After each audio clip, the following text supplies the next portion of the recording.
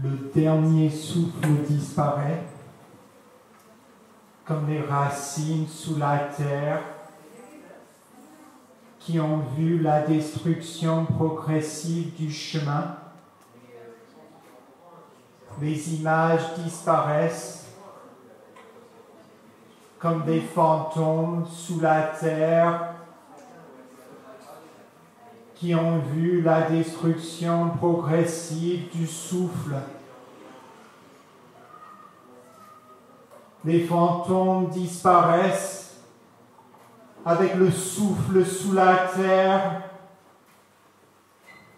qui a vu la destruction progressive de la planète.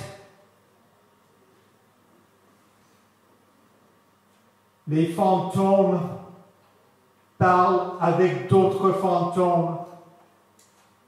Les fantômes ne mangent pas les humains ne mangent pas les fantômes, les chats ne mangent pas les chiens ne mangent pas les chats. Un chat disparaît sous la terre avec des racines mortes et des racines vivantes. Un chat vivant discute avec des fantômes sous la terre.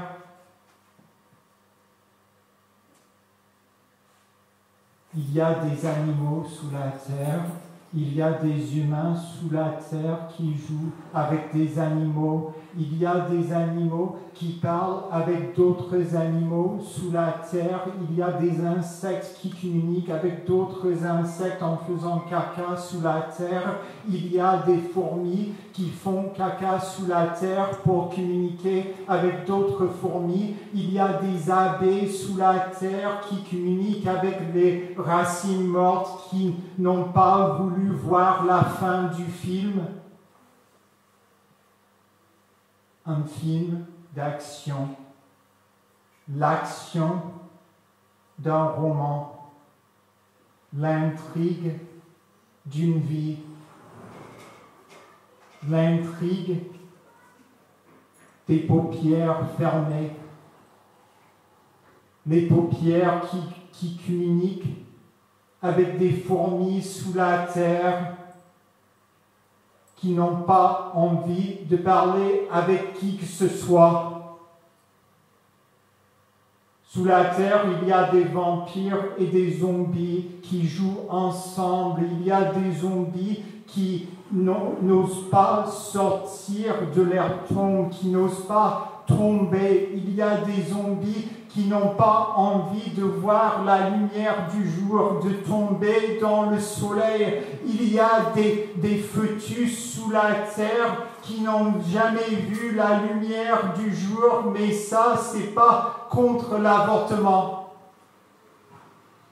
Il y a des fœtus sous la terre qui jouent avec des chats et des chiens dans le paradis artificiel, le paradis fiscal de l'esprit. Il y a la mémoire qui joue avec l'esprit, qui parle avec l'esprit. Il y a fœtus et graines, feu et gravité, tous les systèmes de croyances qu'on aurait pu inventer. Il y a tous les systèmes de croyances sous la terre. Il y a toute l'histoire des systèmes de croyances et des systèmes de sécurité. Et les systèmes de croyances sont comme des systèmes de sécurité en quelque sorte. Ce sont comme des gardiens en quelque sorte, des gardiens des idées, des gardiens de souvenirs. Ce sont les souvenirs qui se cachent sous la terre parce qu'ils sont trop timides. La mémoire qui se cache sous la terre parce qu'elle est trop timide pour communiquer avec les souvenirs. Ce sont des vases communicants sous la terre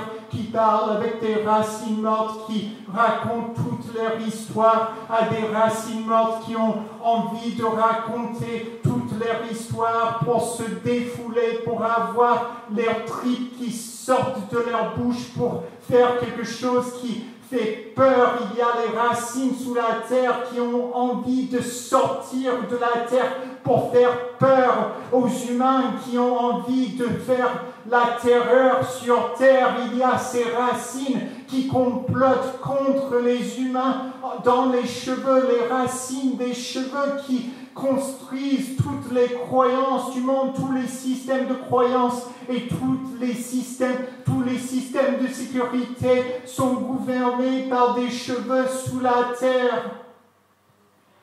Il y a fœtus et graine, il y a feu et gravité, il y a gravité et grave, il y a une voix grave sous la terre. Toutes les voix sous la terre sont très graves. Les fantômes ont une voix très grave. On dirait que les fantômes ont vécu une deuxième puberté. C'est pas cette deuxième puberté où il y a des gens qui changent de genre. Ou ça c'est un truc, je sais, ça c'est un truc, mais je veux dire que des fois il y a cette histoire, il y a une vraie deuxième puberté, mais je sais pas de quoi je parle. Peut-être que c'est des gens qui prennent du testostérone ou quelque chose comme ça, mais qui veulent avoir une voix plus grave. Les fantômes n'ont pas le choix de leur côté, ils n'ont pas le choix, ils ont juste la voix très grave, ils sont très graves tout le temps quand ils parlent, ils sont très sérieux. On ne peut pas faire confiance à un fantôme, on ne peut pas faire confiance à un être vivant non plus. Et les fantômes sont un peu comme des êtres vivants, ils se cachent sous la terre avec des voix et des images. Les fantômes sont surtout des images qui tournent en boucle. Les fantômes sont surtout des films fatalistes où il n'y a pas de fin. Ce sont des films sans fin qui tournent en boucle pour divertir les gens, pour qu'on puisse les divertir sans fin, pour que le divertissement soit sans fin. Les images qu'on partage sous la terre ne sont pas les mêmes images qu'il y a sur la terre. Ce ne sont pas des images de terriens, ce ne sont pas des images de personnes vivantes, mais ça pourrait être, tous les fantômes sont des images de personnes vivantes, mais ils ne sont pas forcément sous la terre. S'il y a un fantôme n'est pas comme une marmotte, un fantôme n'est pas comme un animal qui vit sous la terre et qui voit très mal. Un fantôme n'est pas une taupe, un fantôme ne balance pas. Ce n'est pas un cercle vicieux, c'est une histoire sans début ni fin. C'est une histoire qu'on raconte quand il n'y a pas de fin, quand on n'a pas faim. On raconte des histoires pour avoir faim, justement pour avoir envie de manger. On raconte des histoires qu'on a envie de manger, qu'on a envie de mettre dans le corps. On raconte des histoires de fantômes qui vont dans le corps et qui sortent en forme d'être vivant. On raconte des histoires de fantômes qui se transforment en être vivant, comme le Christ ou comme une autre espèce, comme une espèce extraterrestre qui vit dans les pensées, qui vit dans les souvenirs. Les souvenirs sont comme des extraterrestres parce qu'ils n'ont jamais leurs pieds sur terre. Les souvenirs sont des abstractions. Tous les souvenirs rentrent dans le domaine du langage et ils n'en sortent jamais. Le langage est une prison pour les souvenirs et pour l'esprit. Le Saint-Esprit aussi est caché dans les souvenirs. Le souffle aussi est en prison avec Sarkozy et d'autres politiciens morts sous la terre. Mais pas, Sarkozy n'est pas mort, mais on imagine qu'il est mort sous la terre. On imagine que tous les politiciens meurent parce qu'il y a quelqu'un qui n'est pas d'accord avec eux. Dès qu'il y a quelqu'un qui n'est pas d'accord, il meurt sous la terre comme des racines mortes qui racontent l'histoire de l'humanité. Il y a l'histoire de l'humanité sous la terre avec des racines mortes qui mangent des fantômes. Il y a des racines mortes qui mangent des enfants aussi, et c'est trop glauque, mais on va parler des racines mortes qui mangent des fantômes et des vampires et des zombies et toutes les créatures de la mythologie d'Halloween. On va parler des racines mortes qui mangent tout ce qui ressemble à un bonbon. Les fantômes pourraient ressembler à un bonbon comme de la barbe à papa ou quelque chose comme ça. Les fantômes sont comme des nuages à barbe à papa et ils sont barbus souvent parce qu'ils ne se rasent pas. Les fantômes rasent les murs. Les fantômes sont plus timides que les murs. Les fantômes sont plus blancs que les murs. Les fantômes sont plus blancs que les blancs qui habitent des pays sombres. Les fantômes n'ont pas choisi d'être blancs. Les fantômes n'ont rien à voir avec le blanc des œufs.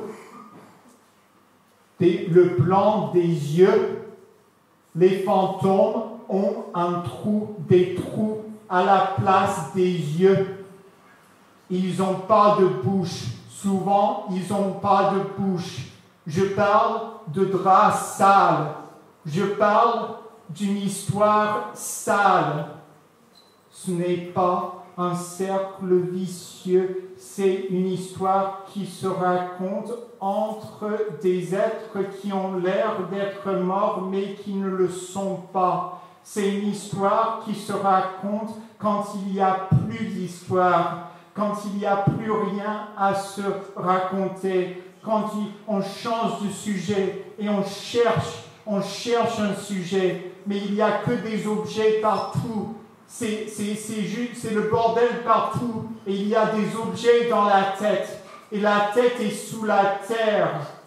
On est comme des autruches, on est comme des Autrichiens, on est comme des autres. On est les autres qui sont sous la terre, qui ont la tête sous la terre parce qu'on a de la photophobie. On n'a pas envie de regarder le soleil directement. Platon avait raison. On ne peut pas regarder le soleil directement. Et si quelqu'un le fait, cette personne est très conne ou cette personne a un problème avec elle-même. Cette personne veut se trahir en regardant le soleil, en établissant un dialogue avec les fantômes qui habitent la surface du soleil, en entrant en contact avec des morts, des fantômes qui ne mangent pas les humains. Qui est spiritiste de nos jours? Où sont-ils? À faire des séances dans leur salon ou à se promener dans la nature? Ils sont où les spiritistes? Sont-ils sous la terre avec nous? Sont-ils en train de voyager dans le temps avec nous pour voir d'autres fantômes, pour voir d'autres vampires, mais pas ceux qu'on voit dans les films, pas les fantômes qui sont représentés dans les médias. On veut voir des choses qui ne sont pas représentées dans les médias. On veut voir des choses qui n'existent pas sous la terre.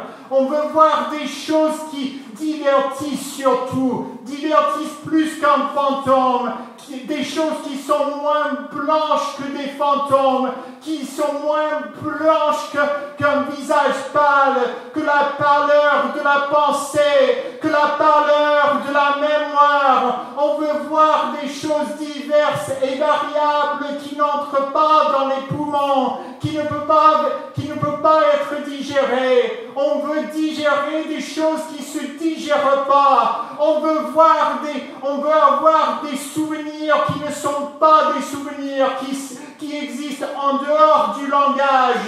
On veut se projeter en dehors du langage. On veut exister sur un autre plan. On veut voyager sur un autre plan. On aimerait voyager sans bouger du tout. Rester assis et faire des voyages sur Google Street View. On aimerait faire des vrais voyages sur Google Street View. Quand on lâche le petit bonhomme, on devient le petit bonhomme. On devient le petit Christ qui tombe du ciel pour voir un pays l'étranger pour voir des choses sans intérêt, où les gens y vivent, les vrais gens. On peut voir les vrais gens quand on est le petit bonhomme jaune, quand on est un petit feu jaune entre le vert et le rouge, entre l'écologie et le communisme.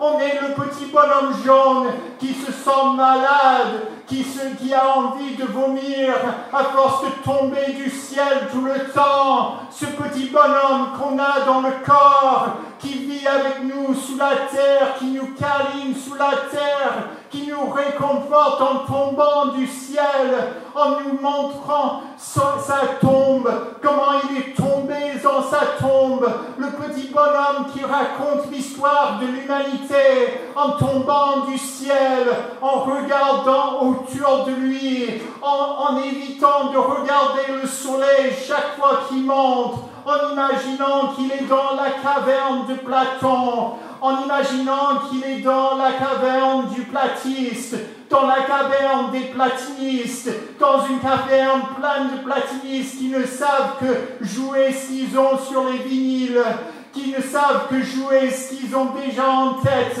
Les platinistes, la mémoire, les platistes, la mémoire. La mémoire est un platiste.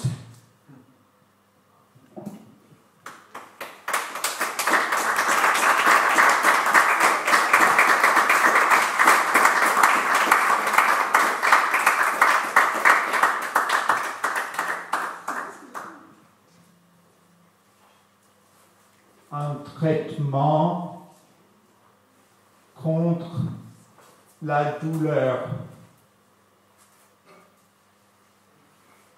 Un traitement contre les hésitations,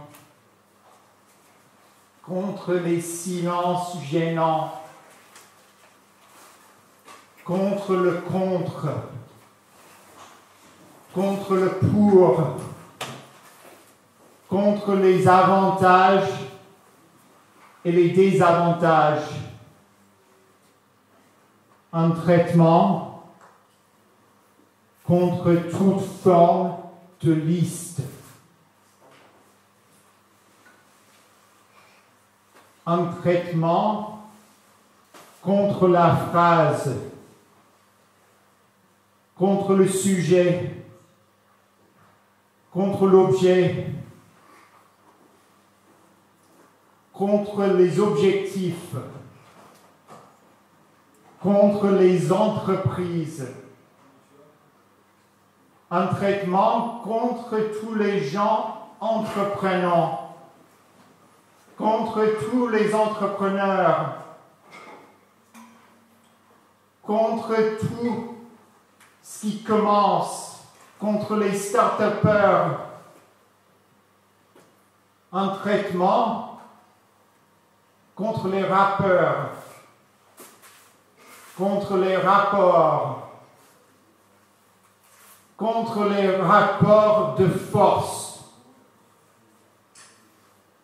contre les forces de l'ordre. Un traitement contre la continuité. Un traitement contre les cons. Un traitement contre toute forme de discours. Un traitement contre les pensées trop discursives, des pensées trop logiques, des pensées trop angoissantes, des pensées trop présentes. Un traitement contre le présent, contre les présences, contre le travail en présentiel. Un traitement contre les présentations, contre les exposés. Une excuse pour faire un exposé, pour s'exposer, une excuse pour sortir de son corps, une excuse pour devenir un esprit pur. Un livre de développement personnel qui apprend à connaître l'esprit, la pureté de l'esprit pour avoir une pensée pure, un raisonnement pur. Un livre de développement personnel qui apprend à être kantien. Un livre de développement personnel qui apprend à être complètement kantien, qui apprend à être complètement freudien, qui apprend à être complètement allemand ou autrichien. Un livre de développement personnel qui apprend à changer de nationalité facilement sans toutes les galères administratives. Un traitement contre l'administration. Un livre de développement personnel qui apprend à gérer les administrations correctement, qui apprend à renvoyer chier les administrations. Un livre de développement personnel qui apprend à parler avec des personnes hostiles, mais sans être dans le but, sans avoir l'objectif de résoudre le problème. Un livre de développement personnel qui explique que tous les problèmes sont insolubles, que tout est insoluble, qu'il n'y a rien qui peut se régler. Un livre de développement personnel qui apprend que les maladies mentales, en fait, ça n'existe pas. Il n'y a que des maladies de société, où il y a des maladies mentales et puis des maladies de société ou des maladies sociales. Et ce ne sont pas les sociopathes qui souffrent de ces maladies-là. Et un livre de développement personnel qui apprend que le classement des humains, le fait de mettre des humains dans des cases, c'est complètement inhumain. Un livre de développement personnel qui apprend que tout ce qui est dans les livres de développement personnel, c'est de la merde. Même les livres de développement personnel qui ont des bonnes idées dedans, en gros, c'est de la merde parce que ça ne va pas aller mieux. Un livre de développement personnel qui apprend à aller mieux sans aller mieux. Aller mieux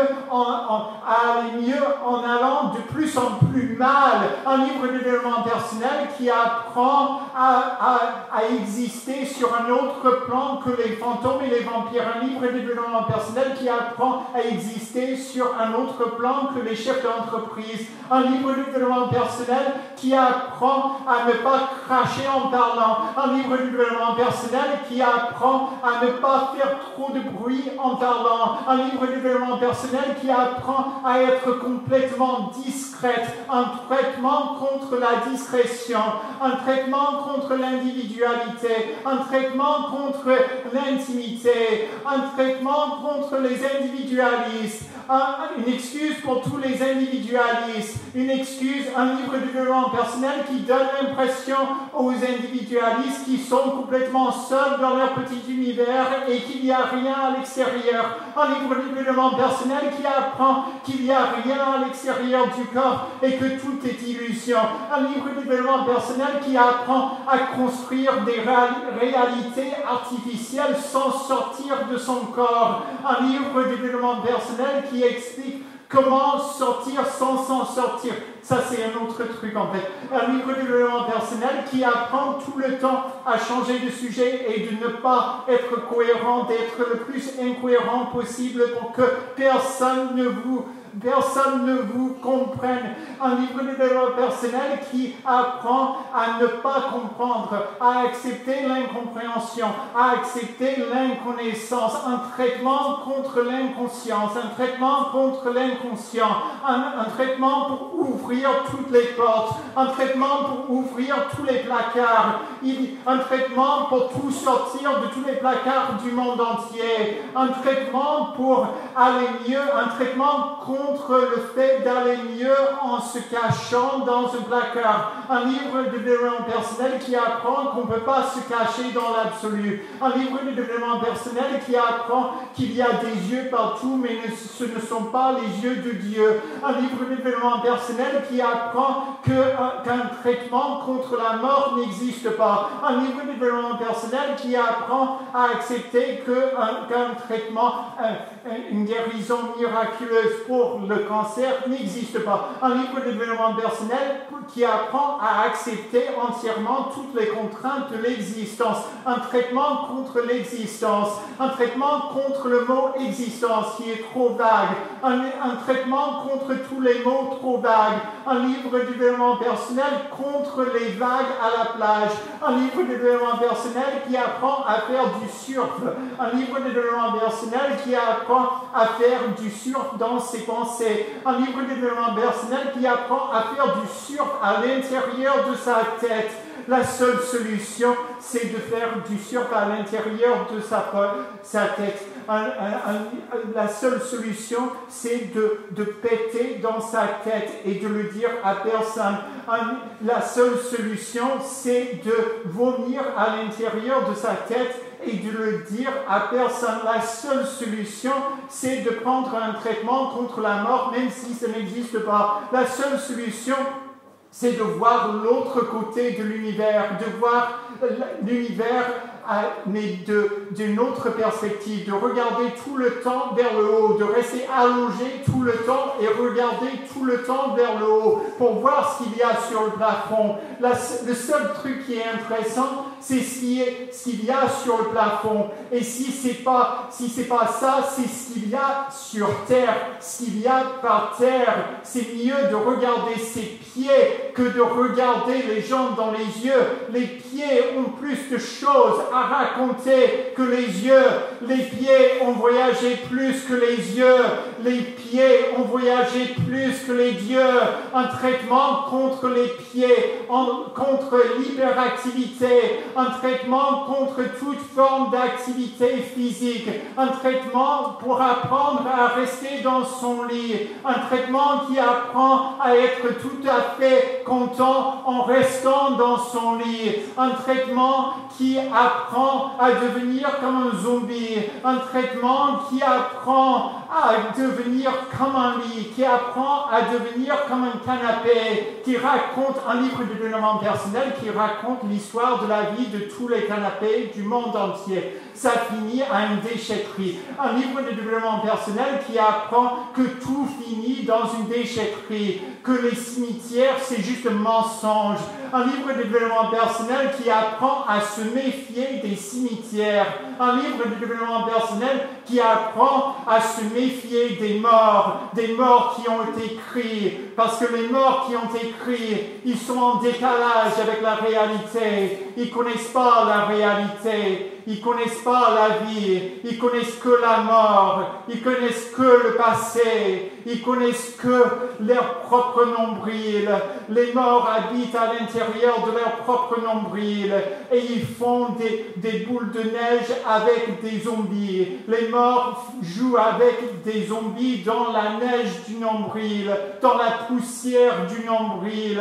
Un traitement contre le nombrilisme, un traitement contre tous les complotismes, un traitement contre toute forme de compote, un traitement contre tout ce qui complote, contre la vie, contre la mort, contre les zombies. Parce que les zombies, ils ont besoin d'amis, ils ont besoin de se porter bien, de s'amuser.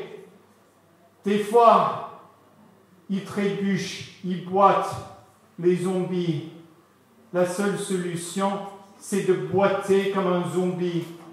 C'est d'apprendre que le zombie, c'est validiste. Le zombie, c'est une vision du validisme. C'est une vision du prophète du validisme. Les boiteux sont bien quand même. Ceux qui n'arrivent pas à parler sont bien quand même. Ceux qui grognent tout le temps sont bien quand même. Les grognements sont une poésie. Les grognements sont la poésie des zombies. Il faut les accepter. Il faut accepter tous les zombies du monde entier. Il devrait monter des assauts, des associations décervelées, des gens qui n'ont pas de cerveau, mais qui en sont fiers.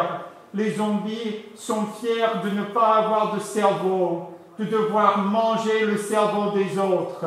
C'est leur manière d'établir des liens avec les autres. C'est pas en mangeant leur discours, en intégrant leur discours, c'est en mangeant le cerveau directement. Les zombies ne sont pas délicats, ils ne sont pas discrets. Ils respectent quand même, ils sont respectueux, mais il faut être respectueux quand même de leur fonctionnement à eux. Il faut comprendre que les zombies, ils fonctionnent comme n'importe quel autre humain. Ils doivent consommer, ils doivent grogner, ils doivent crier quand ils ont des douleurs. Ils ont des douleurs tout le temps, les pauvres zombies. Il faut qu'on trouve une façon de créer des cerveaux synthétiques pour que les zombies, pour qu'on ne soit pas obligé de tuer des gens et tuer des animaux pour les pauvres zombies qui ont juste envie de manger, ils ont besoin quand même, c'est leur besoin de manger le cerveau des autres et ils ont une compréhension intuitive de la vie de l'autre. Si on arrivait à se mettre à la place de l'autre comme un zombie, on serait beaucoup mieux, on se sentirait mieux. Si on pouvait grogner comme un zombie sans avoir honte, on se porterait beaucoup mieux, on supporterait beaucoup mieux les galères de l'existence. Il n'y aura plus de galères. Si on acceptait de boiter, on serait comme n'importe quel zombie, on serait en paix.